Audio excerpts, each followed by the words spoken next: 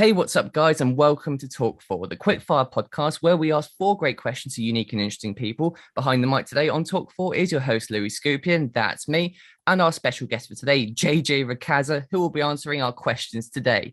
JJ, please introduce yourself and give us a quick rundown of what you do before I shoot some questions. Hey, Louis, thanks for having me. My name is JJ Racaza. I'm a professional shooter. I shoot for Beretta, and I'm also a professional instructor, firearms instructor across the world, I guess. That's absolutely awesome. And yeah, I was just saying to JJ before we started, I came across this guy on a show called Top Shot actually a couple of weeks ago when I was watching it with mum and dad, and this guy is a seriously talented dude. And no, it was awesome watching him. And tell you what, it's a pleasure to have you on this podcast right now, man. I really appreciate the time. Thank you. No, thanks for having me. It means a lot, to get recognized or to have someone want to talk to you. That always blows my mind, and that means a lot. No, man, I know you're a very busy guy and you do a lot of traveling and you've always got stuff on. So I'm very grateful for the time. I can't wait to ask a few questions. So how about we get stuck into that right away? I'm down. Decent. So JJ, how did your journey in shooting start? What was the first gun you picked up? Who got you into it? And how did it progress to where you are now from there? That's such a loaded question because I started out of necessity to defend ourselves. I was born and raised in the Philippines. My dad was a doctor, a surgeon. My mom was actually here in the US already at that time. She left when I was 3 years old to start the process of the transition from the from the Philippines to the US, our life in regards to that. So I guess basically my dad's like, hey, you're old enough to start handling a firearm to protect ourselves and our family just in case something happens. And then at the time we had some incident that happened at home while my father was doing surgery, and we were the only ones, my sisters and I were the only ones at home, and we hid in the master's bedroom, or at least the big room, and waited until the situation kind of calmed down and cooled down. My dad came home at like 5 a.m. and immediately woke us up, and it's like, hey, he goes, good job that you guys just sit here and lock yourselves, but you don't have to feel like that. You can save yourself by using this. And I'll never forget the way he pulled the drawer out. And I remember the silver 1911 Colt Commander was sitting there, and it was a 45 caliber. And he said, that's our gun. And I never even knew we had a gun until that day. And he unloaded it and he said, this is how you hold it. This is how you pull the trigger. And it was, if I look back at it now, it was the most horrific technique that he showed me how to do it, because he didn't know, nor did I, right? And so, yeah, that's what started it. And from there, we went to the range to do a little bit of training, or at least to see if I can handle as an 8-year-old to handle the gun, to fire at least 1 or 2 effective shots on target. And while we were at the range, right next to us was a couple of guys practicing, more like a group of guys, 10 guys practicing. It looked like they were shooting into windows, opening doors, shooting moving targets, and they were running a field course essentially. And my dad walked up to them and said, hey, what is this? I want to learn what you guys are doing. And he goes, to my dad, he thought it was just them training tactically to learn how to identify moving through in and out of houses, wherein they were just playing a game and shooting competition. So they immediately told my dad, no, we're not doing this for real life. We're doing this for competition. You should come in this weekend and watch what we do. And that's basically what started it all, watching my dad do it. And then they started coming home with trophies, and then I started seeing him travel. Then he would come home with trophies and stories. And I said, hey, I want to do something like that. I like that better. And that's kind of what started it. And it blossomed 1988 till 2022. Here we are. So cool. Do you think that you were kind of born to do that in a sense? So like when you started shooting, did you honestly feel like you had that talent straight away, or did it take time to kind of, I mean, I guess what I'm trying to ask is, did you start with talent, or did you really get to where you are now through just perseverance and skill and training? Yeah, all the people everyone sees now is just the what it looks like. It looks easy, right? But no, we started it. It was a horrific start. It was bad. I was terrible at shooting. My movement wasn't good. None of it was good. And there was no YouTube at the time. So we learned through trial and error. Like, hey, this doesn't work well. That guy seems to be doing something right. Let's follow what that guy's doing, right?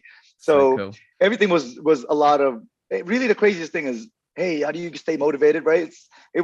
I never wanted to do a lot of the things that I did. A lot of it was just, I just kept doing it. Like the consistency of being able to do it every day or maybe every other day for years on end is what makes it look easy nowadays. But you know, I still remember to this day how bad the practice sessions were, how my dad would constantly yell at me and scream and tell me like, this is not working out, maybe you should think about quitting. And there was always that threat of just quit because it was, my dad thought he was just wasting his time. Wow, that's a really interesting story, man. And tell you what, the next question really leads on from this as well to kind of where you are now and how you got to there. So what do you feel has actually set yourself apart from other competitive shooters on your journey? As a former and future world champion, I'm curious to know what you think has got you to that level. Was it your training, your focus, or just pure JJ Racaza skills? I think I truly, to this day, and I think whether this is true or not, I truly believe it's my work ethic. My work ethic, I believe, sets me apart beyond anyone. I work, I feel, and whether it's true or not, like I said, I work the hardest out of all of them out there. And when I believe that, it gives me the confidence to be able to perform out there, knowing that I put in more work than the other person, more draws, more reload, more repetitions in whatever thing that I'm doing. And I know that I'm that much better because I've done more work. And I've always relied on that. Right. So I feel like that's what makes the difference between me and the other guy. And then really the next thing is my ability to be able to find the attention to detail of what's next, what's the next level to what currently I'm learning, where does this lead to, how does this tie into? And the more I do it, the more experience I have, the more knowledge I have, and it becomes a full circle that it never ends. I'm constantly searching and doing and asking the whys and how. Yeah, I mean, I can tell clearly in what you're doing with speed shooting and shooting in general, it's very fine margins, isn't it? You know, it's just little centimeters here and there. And I mean, it's crazy how quick you've got at it. And I mean, I don't know how you managed to get around the course that fast and put those rounds into those targets that quickly. But I tell you what, man, I can tell that it's not just talent alone. That is definitely hard work and training ethic. You're an impressive dude, man. Thank you. So actually leading on from that as well, for people in any walk of life or profession, what lessons have you learned in your journey to get to where you are now that might also help others? It could be about your work ethic, persistence, patience, or anything else you discovered along the way. Don't be afraid to not do it right. Most people think they got to go in there and doing it right away and figuring out all the right techniques. Don't be afraid. Just go out there and just start doing it. And then the more you do it, the better you get at it. And you'll find your own style and technique, right? I've always had this saying that it's a bad habit until it's not. So, and when it's not, I use myself as an example a lot. I've had a lot of bad habits, what people consider bad habits. And then now that I'm at a certain level and I do things fairly quickly, and maybe there's only like, let's say, I don't know, 10 people in the world that can do it as fast or whatever, right? Whatever the number is, but very minimal people in the world that can do it. Now it just, they instead of calling it a bad habit, they call it a technique. That's JJ's style. That's JJ's technique. So I look at it and go, hey, that applies to everything. Like the Weaver stance was the Weaver stance for a while, and then everyone made fun of it until he started winning. Jack Weaver started winning. That became a style. And so I kind of hold on to that and go, you know what? Don't be afraid to do things wrong. You don't have to do things right. You'll figure it out eventually. Your body will figure out what the most efficient way to do it, what the right thing to do it. Because there are certain, as long as you set yourself some goals. So in the beginning, if you're just starting out, just get out there and do it. Don't be so afraid about doing things wrong or right. Just do it. Such solid advice. And actually, I'm going to quote Steve D. Sims, who I had on the podcast a few episodes ago, who said that, you know, you need to just get going and then get good. That was one of his quotes. And I think that's really what you're saying here. And I totally agree. I really like that. Most people wait too long. And then by then they've wasted a week. They wasted 2 months. They wasted a year. I know. Yeah, absolutely. I mean, that's procrastination, isn't it? And one of the things that scares me is that I'm going to look up in, 6 days or 6 weeks or 6 months or 6 years, I'm going to be no further ahead or closer to achieving my goals. So yeah, I totally agree, man. That's great advice. And I think everyone really should take note of that for sure. JJ, last question, man. As world champion, what are your goals and dreams now? Where do you see yourself in a few years from now? What's the goal for you? What's the vision? It's that's a loaded question. I get goosebumps. I don't know if you can see. But when you ask me stuff like that, like I haven't done it all, right? I feel like I haven't done it all, but I've won world championships. I've won several U.S. national championships. I've won international national championships and all the big major matches. It's about setting and leaving a legacy, basically. So it's what I can and how much knowledge I can distribute out there and share and pass on what I know, and possibly leaving something that will forever be there when I'm no longer here. And it's a weird thing to say that, because you can understand this, as a very competitive person. I'm quite old now. I'm 42. I still feel like I have another good 10 years, as long as I keep myself in shape, of being at the top of the top, not just winning my division, but the entire competition. So I still feel that way. But to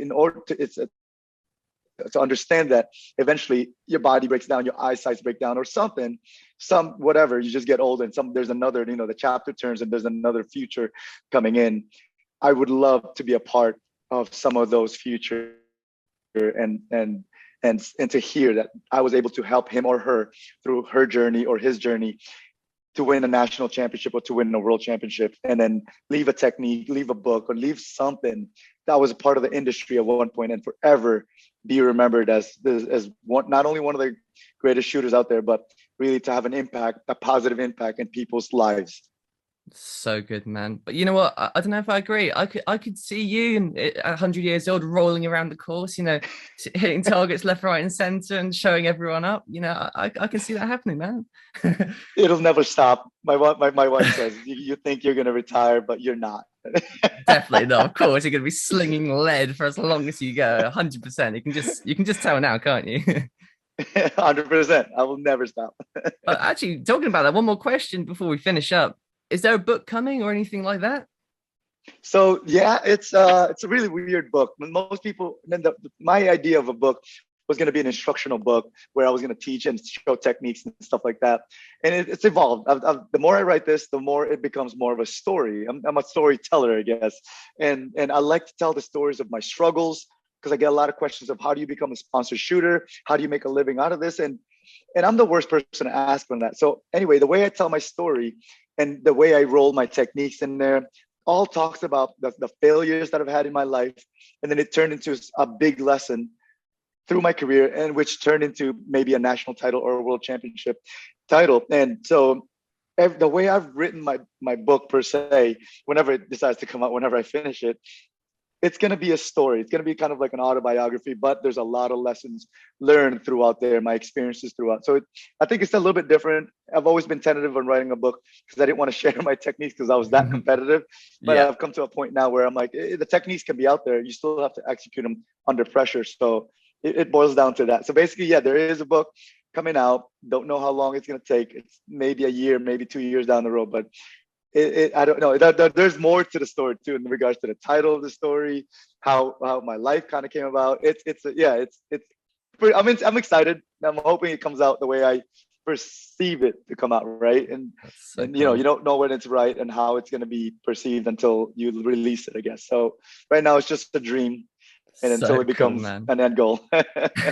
do we have a name yet, or is this going to be top secret? Yeah.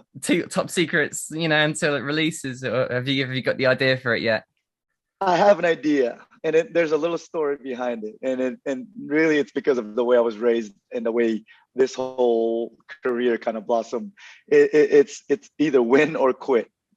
And the reason why that is when just a quick story just to give you an idea, because people are like, man, that's such a negative thing, like there's so much pressure. I'm like, no, it's when I won my first world title, I remember looking at my dad, said, Dad, this is awesome, we made it happen.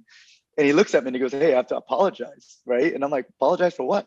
And he's like, well, the way I trained you was never really dad and son. We went out there and we destroyed it. I berated you, I yelled at you. It wasn't a fun training. I was like, I remember those days. He's like, the days are starting to go far in between, but we have a lot more successes now. And he's like, no, because I didn't train you that hard in order for you to become a world champion. That just happened as a byproduct of your persistency of wanting to stay in it.